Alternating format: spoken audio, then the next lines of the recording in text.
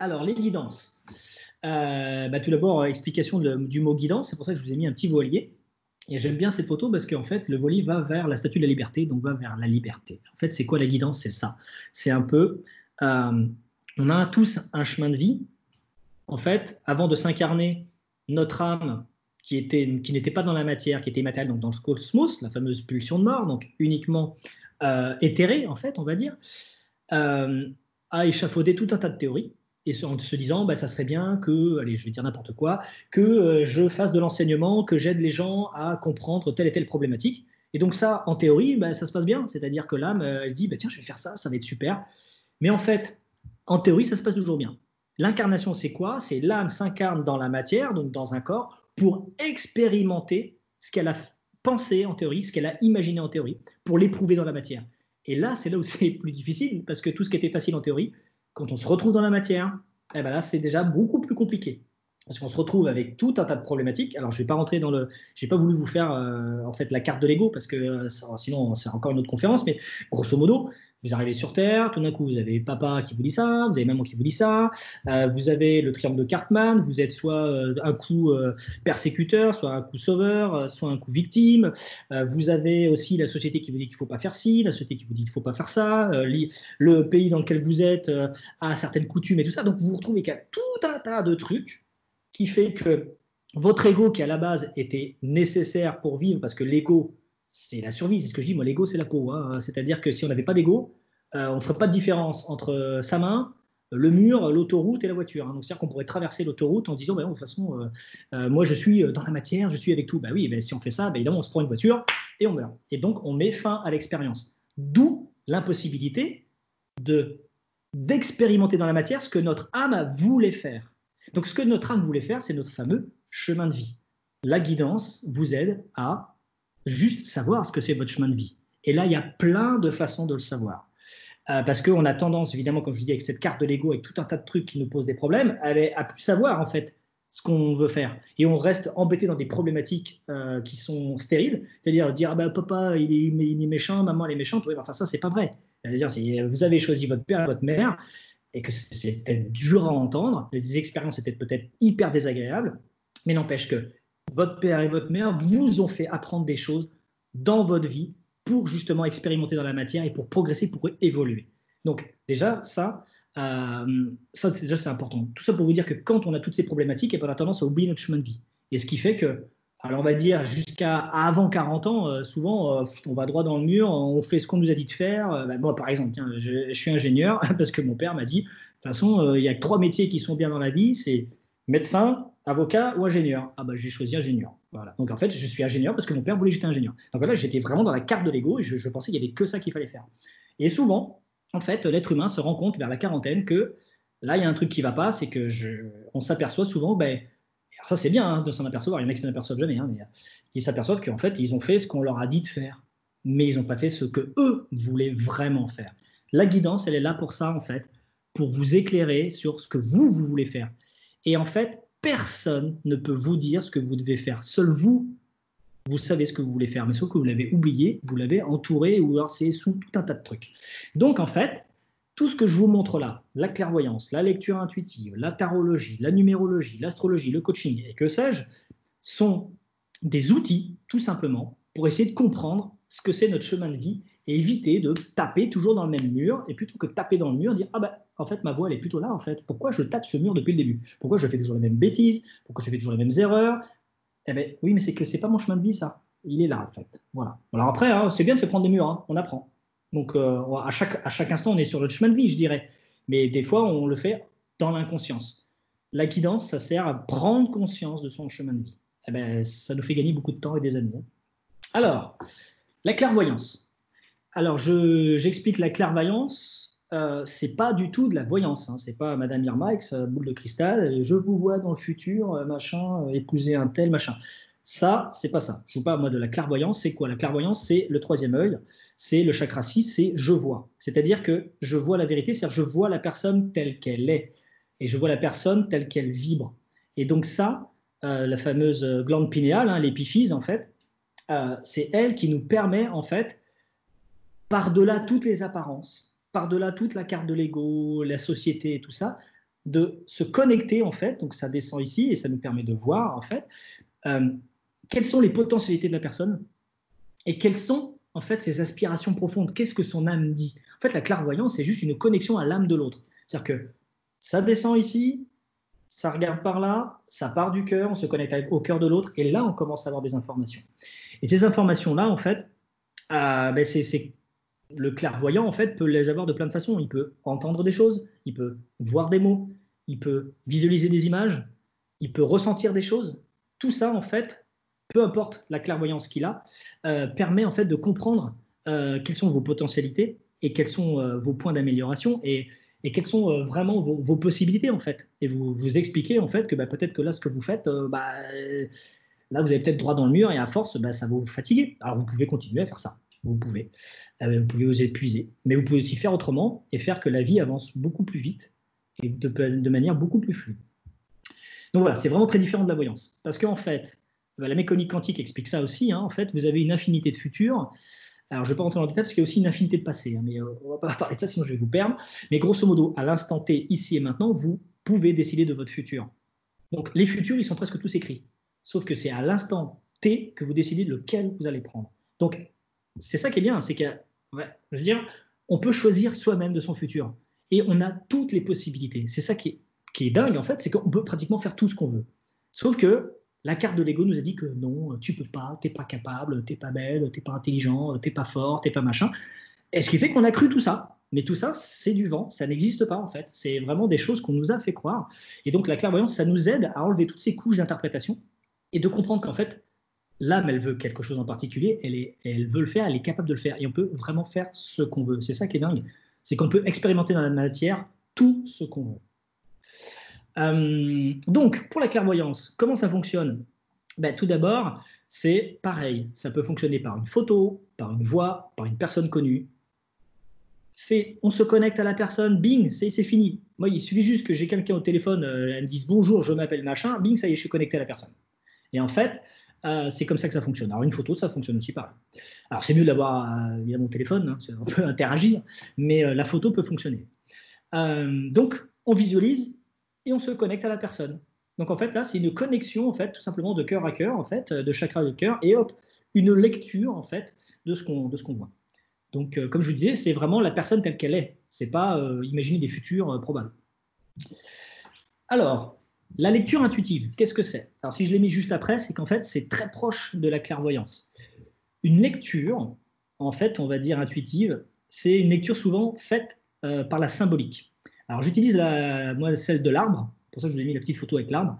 C'est-à-dire qu'on imagine la personne sur ses différents plans, donc plan physique, plan émotionnel, plan mental, et à chaque fois, on imagine que ces plans-là sont représentés sur un arbre. Et donc, je me connecte à la personne au pied de l'arbre en me disant, là, je suis sur son plan physique. Qu'est-ce que je vois sur le plan physique? Et donc là, par clairvoyance, je me connecte à ça, je visualise, et je décris tout ce que j'entends, je vois, je ressens. Et en fait, moi, ce que je fais, c'est que j'enregistre en fait ce que je vois, parce que je ferme les yeux, je me mets en mode méditatif, et donc j'enregistre tout ce que je ressens en fait et tout ce que je vois. Et ça, donc sur le plan physique, au pied de l'arbre, au milieu de l'arbre sur le plan émotionnel, et en haut de l'arbre sur le plan mental. Et à chaque fois, donc sur ces différents plans, et je vais même jusqu'au plan spirituel, et donc sur ces différents plans, je lis ce que je vois. Et du coup, ça vous fait en fait comment on va dire, des perceptions physiques, émotionnelles et mentales qui fait qu'après, vous avez un compte-rendu. Alors, le compte-rendu peut être oral, c'est-à-dire que on pourrait très bien vous donner ce qu'on a enregistré. Moi, je préfère le réécrire parce que je remets en ordre, parce que des fois, on a des images qui viennent, ça part un peu dans tous les sens, donc hop, je remets tout en place, et ça permet en fait de vous décrire en fait vos qualités, vos points améliorés, votre chemin de vie, les conseils ciblés, et des trucs des fois tout bêtes. On a une image et on sent que la personne, là, il faut qu'elle fasse du sport, en fait, il faut qu'elle aille dehors, il faut qu'elle aille courir dans la nature, ou au contraire, non, mais là, il faut qu'elle peigne, en fait. Et là, la personne dit, oui, j'ai mis mes pinceaux, je les ai raccrochés, machin, mais non, mais reprenez vos pinceaux, en fait. Il faut les reprendre. Moi, j'ai vu des pinceaux, j'ai vu que vous dessiniez, que vous peigniez. Voilà, c'est des choses qu'on voit, donc c'est la fameuse lecture intuitive. Donc cette lecture intuitive, ça s'apparente à du coaching personnel, presque, en fait, parce qu'on décrit, en fait, toutes les qualités de la personne, toutes ses potentialités. Et elle, ça la permet de se redécouvrir elle-même et de se dire, non, finalement, je peux faire ci, je peux faire ça. Et donc, c'est vraiment quelque chose de très positif. La tarologie. Alors, la tarologie. Donc, en fait, ça fait partie, comment on va dire? Pour moi, c'est un moyen utile pour aller vite, pour décrire ou répondre à des questions. La tarologie, c'est quoi? C'est une utilisation d'un jeu de tarot. Alors, moi, j'utilise l'ancien tarot de Marseille, hein. Il m'arrive parfois d'utiliser des oracles, mais j'utilise principalement le tarot de Marseille.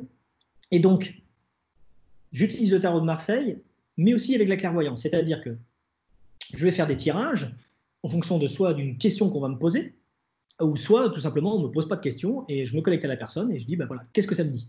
Et en fait, j'avance comme ça au fur et à mesure et par clairvoyance, ben, je suis attiré par telle ou telle carte et je fais ça. Donc ça, on peut le faire complètement à distance en fait. Pareil, il suffit juste que je me connecte à la personne, donc par une photo, la voix, est-ce que je connais la personne? Et on peut faire vraiment ça. Par contre, évidemment, ce que j'invite à faire, et je l'ai oublié de le dire sur la précédente, c'est que la lecture intuitive, il faut absolument, avant d'en faire une, avoir un taux vibratoire élevé. Il faut savoir que votre taux vibratoire, il fluctue dans la journée. Vous avez une mauvaise nouvelle, pouf, le taux vibratoire chute. Vous regardez la télé, ah, votre taux vibratoire chute. Voilà, donc il faut faire gaffe en fait. Parce que qu'est-ce qui se passe? C'est que si votre taux vibratoire chute, il peut chuter à un point qu'en fait, vous ne savez plus faire la différence entre ce que vous pensez et ce que vous connectez à la personne. Et là, ça devient complètement confus. Donc là, vous commencez à dire n'importe quoi. Donc il est important et juste indispensable, avant de faire une lecture intuitive ou de faire de la clairvoyance ou du tarot, de monter son taux vibratoire. Donc, comment on fait ça? On peut méditer. Enfin, moi, j'ai des rituels qui me permettent de monter instantanément mon taux vibratoire, mais voilà, le truc de base, c'est voilà, monter, être au calme et éviter de confondre ce qu'on ressent, ce qu'on est avec la personne. Donc voilà, ça c'est vraiment important. C'était marrant, mais c'était Martine de Dieu qui m'avait donc formé à la tarologie, m'avait fait une fois, m'avait dit ben justement, bah, la tarologie, de toute façon, le taux vibratoire en dessous de 45, ça sert à rien, on dit que des conneries. Donc, grosso modo, voilà, on a des petits outils qui nous permettent de savoir, oh là, je suis trop bas, ça sert à rien, là, je ne tire même pas le tarot, ça va me raconter n'importe quoi. Donc voilà, il est important d'avoir un taux vibratoire pour éviter l'interprétation du mental. Parce que alors, le mental, dès que ça commence à rentrer là-dedans, dès qu'on n'est plus dans le cœur et qu'on est là-haut, alors le mental, hein, pour le langage des oiseaux, le mental, il vous ment. Hein, donc c'est hyper important d'éviter de passer par le cerveau, mais de passer par le chakra 4. Voilà. Ben souvent le tarot, hein, ça peut être des questions, ça peut être une connexion à la personne, une visualisation. Donc voilà. Et alors le tarot, il y en a beaucoup qui utilisent le tarot que en coaching, c'est-à-dire comment avancer dans la vie, comment se fixer des objectifs, aller vers où, voilà. Mais voilà, le tarot peut vraiment être du coaching. La numérologie. Alors la numérologie, je vais y arriver, pardon. Il en existe plein. Donc il y a la pythagoricienne, la chaldéenne, la numérologie du tarot, celle que j'utilise. Et alors vous en avez à 9 chiffres, à 10 chiffres, à 22. Enfin, vous avez vraiment tout un tas de numérologies.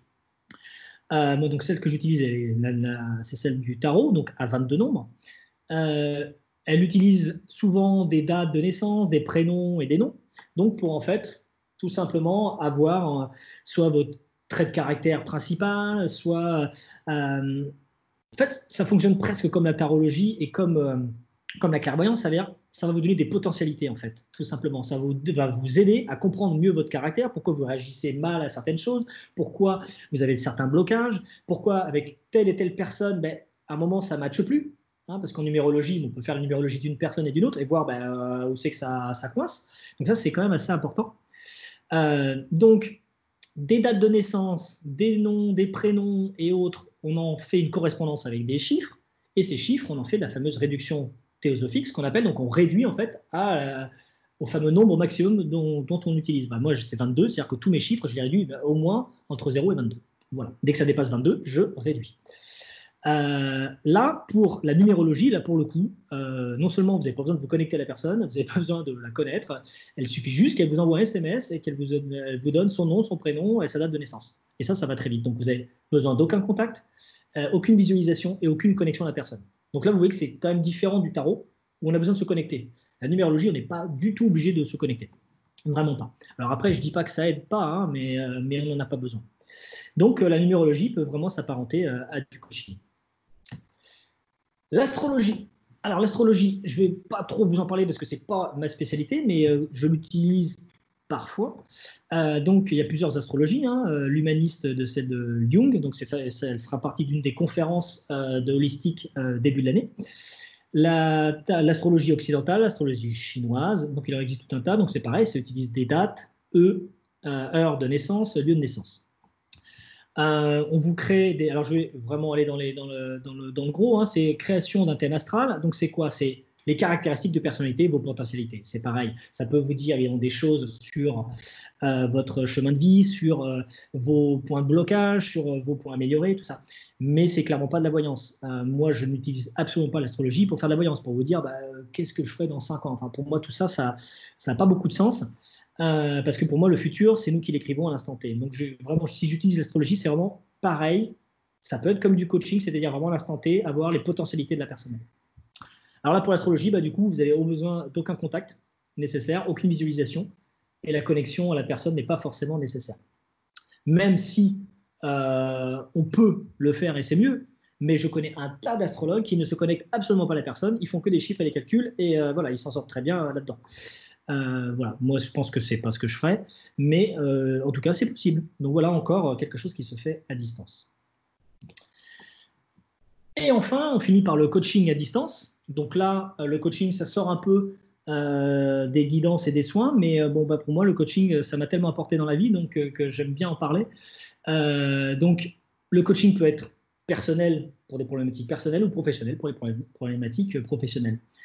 Le coaching, contrairement à tout ce que je lui ai dit précédemment, on a des objectifs à atteindre en fait. Donc, un objectif, c'est quoi? C'est un objectif qu'il faut qu'il soit clair. Il faut qu'il soit atteignable, évidemment. Hein. Je veux devenir président de la République en 3 mois, ça va être compliqué. Et il faut qu'il soit daté. Et c'est ça, le coaching, c'est là où il y a la grande différence, c'est qu'on a vraiment un plan stratégique d'évolution. C'est sur la durée, hein, donc le coaching, ça ne se fait pas en 2 séances, clairement. Ça se fait sur plusieurs séances, plusieurs mois, voire plusieurs années. Moi, par exemple, mon coaching au ProcessCom a duré 1 an et demi. Et là, je pense que mon coaching en CNB va durer une bonne année. L'augmentation de la confiance en soi, ça c'est une des bases du coaching, hein, c'est vraiment comment aider la personne vraiment à prendre confiance et surtout à passer à l'action. Parce que si on a besoin de faire un coaching, on a besoin d'un objectif, c'est qu'on veut passer à l'action, on ne veut pas rester tout simplement dans la théorie. Donc l'idée c'est vraiment de passer à l'action. Éviter de refaire les mêmes erreurs, ça c'est évident. Et alors l'importance de la communication non verbale dans le coaching, c'est fondamental. Et là, évidemment, si le coaching peut se faire à distance, il est obligé de se faire en visioconférence. Parce qu'on a besoin de voir les réactions de la personne, quand elle parle, comment elle communique, est-ce qu'elle parle avec les mains, est-ce qu'elle est fermée, est-ce qu'elle est ouverte. Enfin voilà, on a vraiment besoin d'avoir la visio est vraiment indispensable. Autant tout ce que je l'ai dit pour le reste, il n'y en a pas besoin. Autant là, la visio est vraiment indispensable pour le coaching.